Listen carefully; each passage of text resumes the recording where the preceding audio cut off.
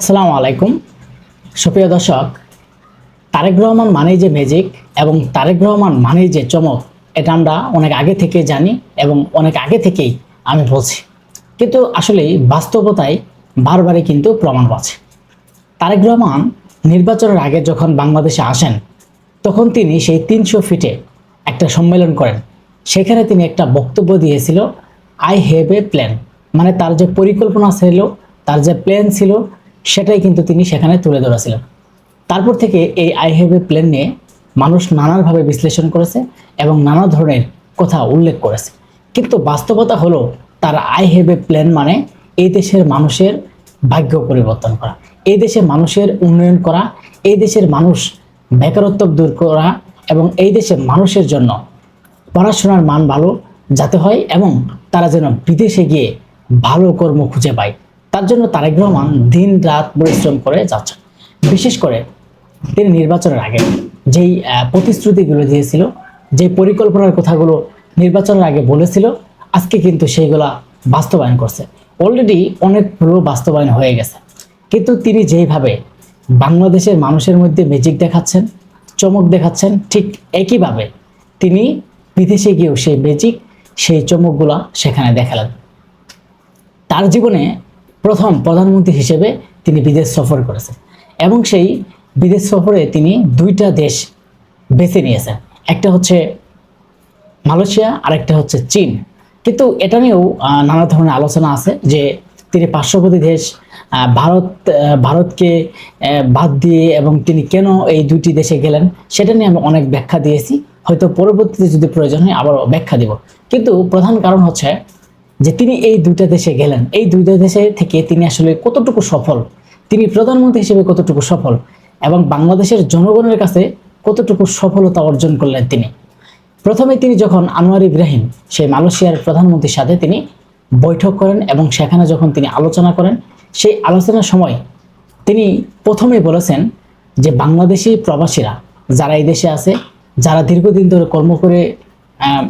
কর্ম করতেছে এই জায়গায়, এবং অনেকেই বৈধ আবার অনেকে অবৈধ, যারা অবৈধভাবে আছে তাদেরকে যেন বৈধ করা হয় এবং যারা জেলখানায় আছে এবং ওই দেশে সরকারের আইনের কারণে একটা আইন করেছে, অবৈধদেরকে জেলে রাখা হয়েছে এবং তাদেরকে যেন বাংলাদেশে ফেরত পাঠানো হয় এবং বাংলাদেশের সাথে মালয়েশিয়া যেন ভালো একটা সম্পর্ক হয় এবং শ্রমবাজার খুব তাড়াতাড়ি যেন খুলে দেয়।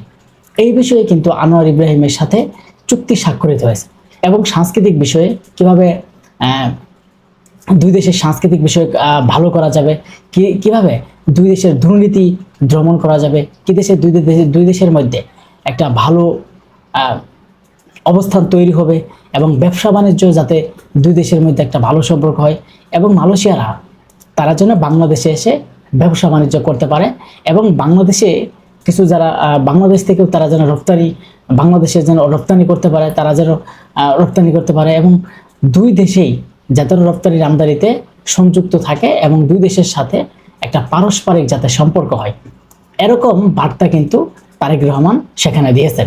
এবং তারেক রহমান সেখানে বিদেশি বিভিন্ন পর্যটক, বিভিন্ন ব্যবসা বাণিজ্য সবার সাথে বৈঠক করেছেন এবং তারেক রহমান আসার পরে আনোয়ার ইব্রাহিমের একটা ফেসবুক পেজ থেকে তিনি একটা বার্তা দিয়েছেন। সে কি বার্তা দিয়েছেন?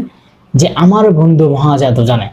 এটা নিয়ে সামাজিক যোগাযোগ মাধ্যম থেকে শুরু করে সারা বিশ্ব জুড়ে আলোচনা হচ্ছে যে তারেক রহমানের অনেক সিনিয়র আনোয়ার ইব্রাহিম, অনেক বড়। সেই আনোয়ার ইব্রাহিম যখন তার ফেসবুকে একটা বার্তা দিচ্ছে আমার বন্ধু মহাজাদু জানে, তখন আসলে একটা প্রশংসিত হবারই কথা।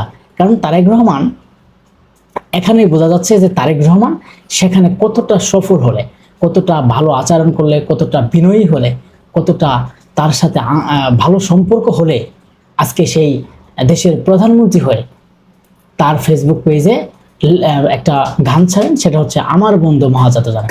এখানে আমরা একটা কথা বলতে পারি যে তারেক রহমান অনেক সফল এবং তারেক রহমান অলরেডি সফল হয়েছেন। তারেক রহমান অলরেডি কিন্তু অনেক সফল হয়েছেন এবং কি চীনের, তারপরে তিনি সেখান থেকে চীনের সফরে গিয়েছেন। বিশেষ করে চীনের শি জিনপিং এবং চীনের প্রধানমন্ত্রী, চীনের যারা ব্যবসা বাণিজ্য করে তাদের সাথে একের পর এক তারেক রহমান বৈঠক করেছেন। সেখানে তিনি 4 দিনের বৈঠক করেছেন এবং সেই 4 দিনের বৈঠকে বাংলাদেশের সাথে যাতে একটা ভালো সম্পর্ক হয় এবং বাংলাদেশের সাথে যে ব্যবসা বাণিজ্য এবং বিনিয়োগ বাড়ে। এবং তারেক রহমান তাদেরকে একটা বার্তা জানিয়েছেন, সেটা হচ্ছে যে বাংলাদেশে যেন তারা ব্যবসা বাণিজ্য করে।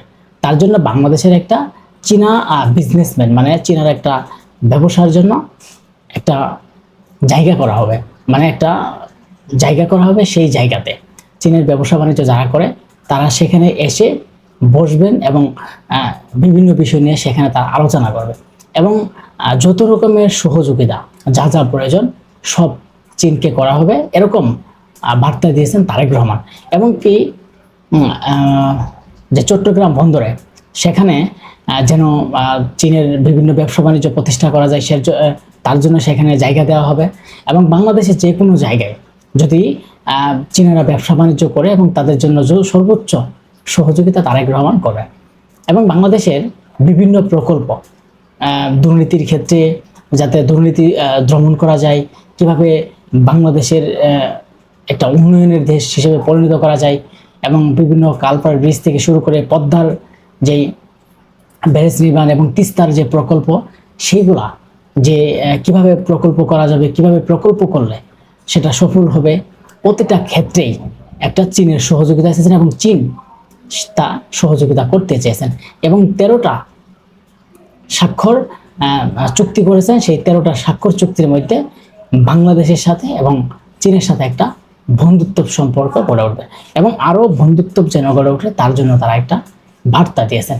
এবং বাংলাদেশ থেকে যেন কাঁঠাল রপ্তানি করতে পারে তার জন্য সেখানে তুলে ধরা হয়েছে, যে তারা যেন বাংলাদেশের যে কাঁঠালগুলো তারা যেন ওই দেশে নিয়ে যেতে পারে, এরকম একটা চুক্তি সই করেছেন।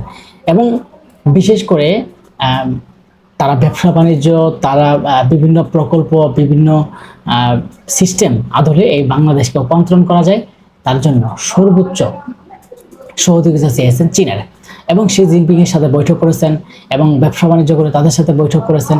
এখানে বৈঠক শেষে আজকে তারেক রহমান দেশে আসবেন, কিন্তু দেশে আসার আগেই আমরা একটা বার্তা পেয়ে যাচ্ছি যে তিনি যে কতটুকু সফল সেখানে কিন্তু প্রমাণ করে। আরেকটি জিনিস হচ্ছে শি জিনপিং তিনি নিজেই বলেছেন, বাংলাদেশের উপর কোনো দেশ যদি হস্তক্ষেপ করে, বিশেষ করে বাংলাদেশকে যদি দমন করতে চায়, বাংলাদেশ থেকে যদি দখল করতে চায় এবং বাংলাদেশ যদি রাজনৈতিক কোনো দলকে নিয়ে তারা জোরপূর্বকভাবে দখল করতে বা কোনো কিছু করতে চায়, তাহলে চীন কখনো ছাড় দেবে না।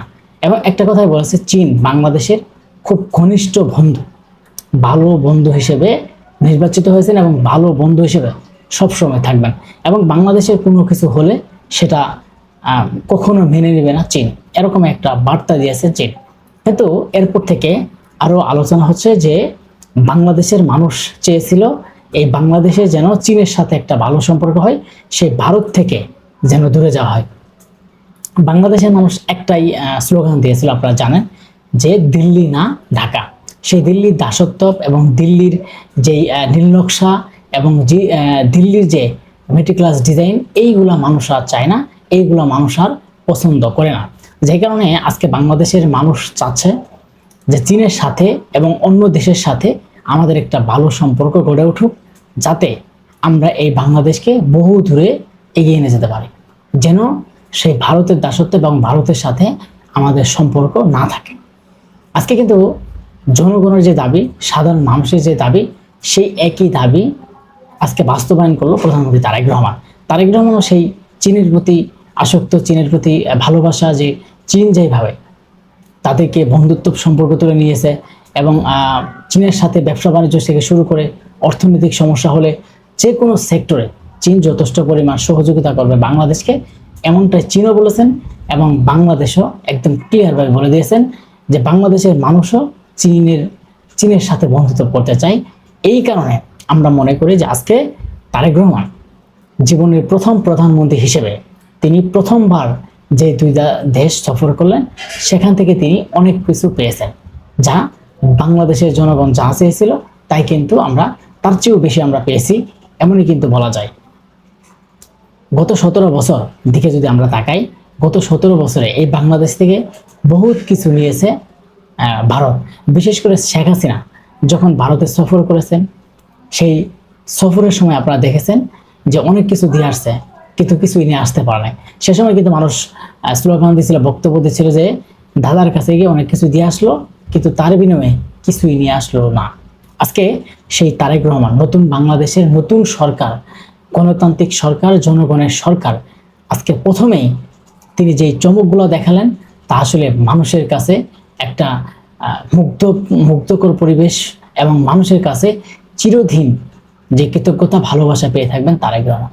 যে তিনি যেভাবে বিদেশির কাছে বলছে যে ব্যবসা বাণিজ্য বাড়ান দেশের ভিতরে, যেভাবে তিনি বারবার তাদেরকে আহ্বান জানাচ্ছেন, যেভাবে দেশের মধ্যে বিভিন্ন কলকারখানা তৈরি করার চেষ্টা করছেন, বিশ্ব ব্যাংককে বলছে যে বাংলাদেশের গার্মেন্টস ফ্যাক্টরি চালু হোক, এতে বোঝা যাচ্ছে যে তারেক রহমান আসলেই 100-র মধ্যে 100% সফল বলে আমি মনে করি।